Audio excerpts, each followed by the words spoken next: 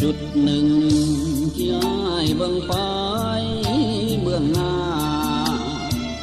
ตกใจเพราะว่าเห็นใบหน้าขาวมาเปิ้นเวินตกกระจายสงสัยสิเป็นผู้เพิ่นท่านสิห้องเฮียเอินบ่ย่านว่าเพิ่นบ่สนใจเฮาจุดหนึ่งที่เด่นอยู่ในใบหน้าหอยยิ้มนั้นนาจังเป็นทาคอยอยู่บ่เศร้าลูกสาวไผนอคงสิบ่เคยเหงายิ้มให้เบิ่งแต่น้องสาวยิ้มให้จากสาวนาทีอายที่เอาหัวใจบันทึกยิ้มน้องบันทึกห้อยแก้มบองของอีน้องไว้เป็นอย่างดีบันทึกชั่วจ้องของแอวองค์โสพี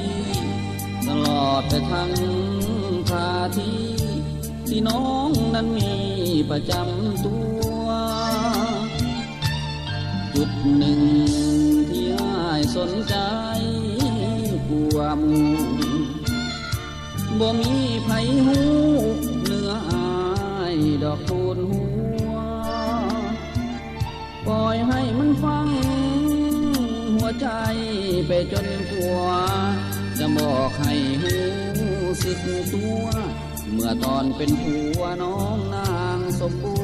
รณ์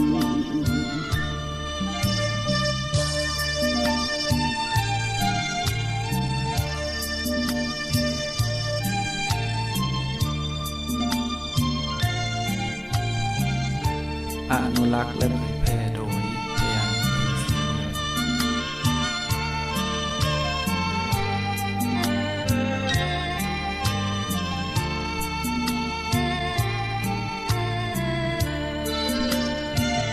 อ้ายที่เอา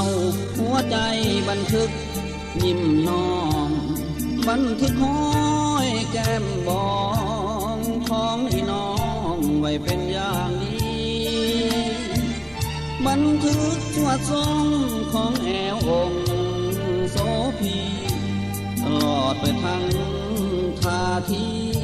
ที่น้องนั้นมีประจำตัวจุดหนึ่งที่อ้ายสนใจกลัวหมู่บ่มีไผหูเนื้ออายดอกทูลหัวปล่อยให้มันฟังหัวใจไปจนกลัวจะบอกให้หูสึกตัวเมื่อตอนเป็นผัวน้องนางสมบูรณ์